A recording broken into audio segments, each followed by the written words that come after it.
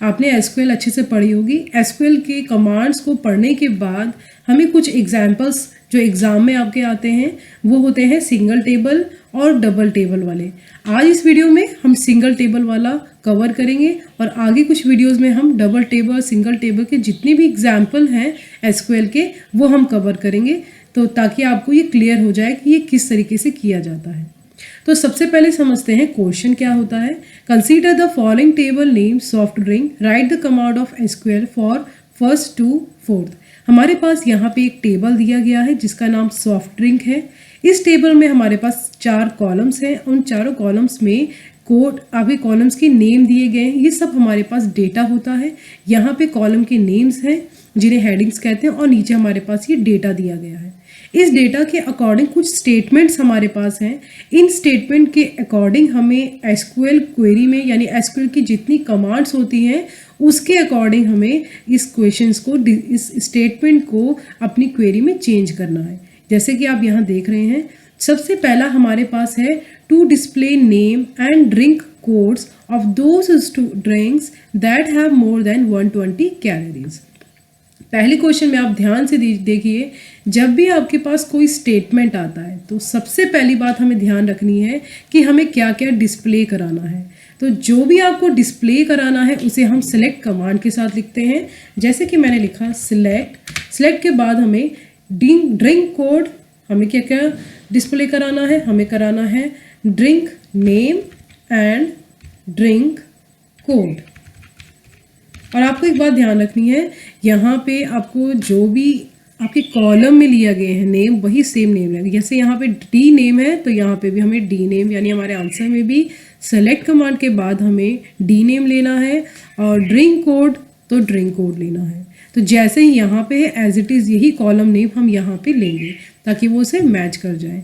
तो हमें ये बात ध्यान रखनी है, सेलेक्ट के बाद आपको वो कॉलम के नाम लेने हैं जिनको आप डिस्प्ले कराना है। यहाँ हमें डिस्प्ले कराना है नेम एंड ड्रिंक कोड, तो हमने लिया डी नेम और ड्रिंक कोड। नेक्स्ट स्टेप होता है हमारे पास टेबल का नाम। तो टेबल का नाम लिखने से पहले हमें हमेशा फ्रॉम और अपने टेबल का नाम लिखना होता है। फ्रॉम सॉफ्ट ड्रिंक, हमारे टेबल का नाम सॉफ्ट ड्रिंक है तो हम लिखेंगे फ्रॉम सॉफ्ट ड्रिंक। ये हो गया दूसरा स्टेप। थर्ड स्टेप है कि अगर कोई कंडीशन दी गई है तो आपको कंडीशन ऐड करनी है, नहीं दी गई है तो आपका ये पूरा क्वेश्चन कंप्लीट है। लेकिन यहाँ पे हमारे पास कंडीशन है कि आपको वो ड्रिंक और ड्रिंक के नाम और कोड को डिस्प्ले कराना है जिनका कैलोरीज 120 से ज़्यादा है। तो सिंपल इसे लिखने के लिए हम क्या करेंगे, यहाँ पे वेयर, आपने अगर अच्छे से पढ़ा होगा तो आपने एसक्यूएल कमांड्स अगर अच्छे से पढ़ी हैं तो हम जब भी कंडीशन लगाते हैं तो वेयर का यूज़ करते हैं। तो हमें कंडीशन क्या है कि वेयर कैलोरीज, हमारे पास जो कैलोरीज है वो है दैट इज़ ग्रेटर देन 120। जिन कैलोरीज की वैल्यू 120 से ज़्यादा होगी केवल हमें वही डिस्प्ले कराना है।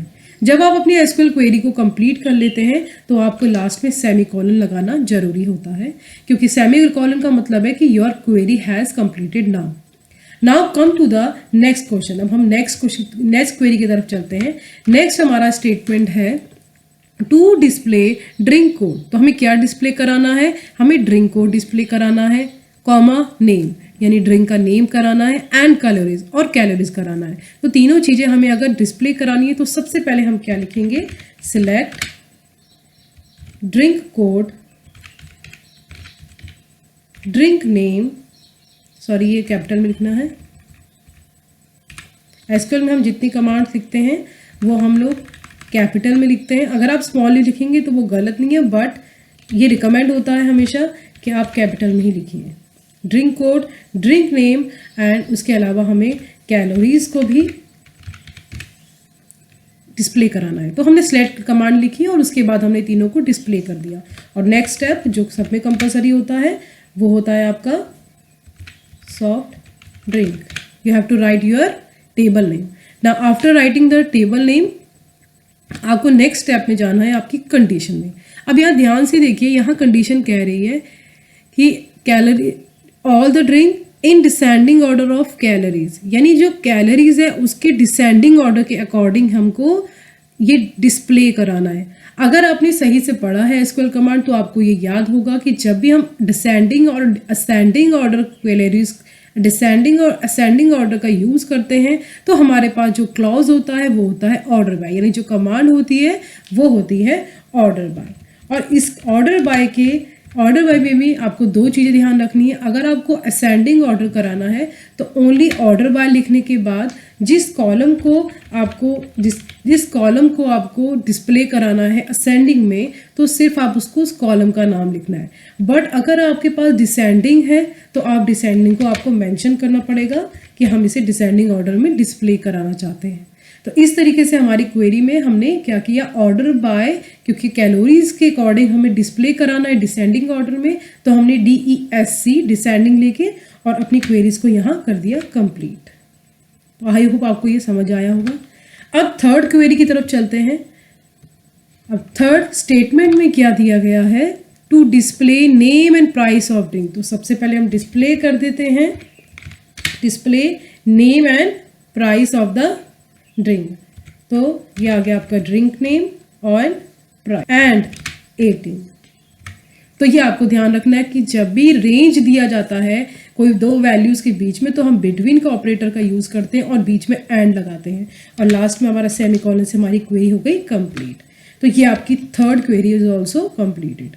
Now comes to the next fourth one. The last query saying increase the price of all drinks in the given table by 10%। अब क्योंकि यहाँ पे हमें अपने टेबल में ही कुछ चेंजेस करने हैं तो हम जब अपने टेबल में कुछ एडिट करते हैं, कुछ चेंज करते हैं, तो वहाँ पे हम यूज़ करते हैं हमेशा अपडेट। कौन सी कमांड, अपडेट। अपडेट के साथ हमें क्या लेना होता है, सेट क्लॉज। तो सबसे पहले तो हम अपडेट को लिखने के बाद हम लिखेंगे अपने टेबल का नाम। टेबल का नाम लिखने के बाद आपको सेट क्लॉज करना है कि किस पे आप चेंजेस कर रहे हैं। हमारे क्वेश्चन के अकॉर्डिंग चेंजेस हो रहा है प्राइस के ऊपर। हमें क्या करना है, प्राइस जितनी भी ड्रिंक है उसका प्राइस को 10% इंक्रीज करना है। तो आपको आई होप फॉर्मूला पता होगा कि जब भी इंक्रीमेंट होता है तो किसी चीज़ के ऊपर तो प्राइस प्लस 10% ऑफ प्राइस। ठीक है, तो हम क्या करेंगे, सेट के बाद हम लिखेंगे सेट। हमें क्या सेट करना है, हमें करना है प्राइस को सेट। तो हम लिखेंगे set price is equals to price plus 10% of price. तो इस तरीके से लास्ट क्वेरी हमारी कंप्लीट होती है।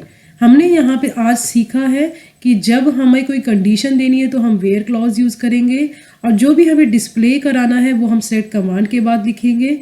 नेक्स्ट हमारी लास्ट में क्वेरी तब कंप्लीट होती है जब हम सेमीकोलन से अपनी क्वेरी को बंद करते हैं, यानी लास्ट में when we end with semicolon then our query has completed.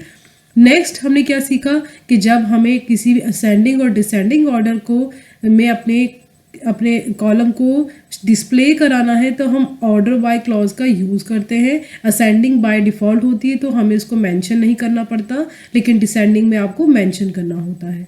Next, अगर आपको कोई रेंज दी गई है तो यहाँ पे आप बिटवीन ऑपरेटर का यूज़ करते हैं, बिटवीन और एंड।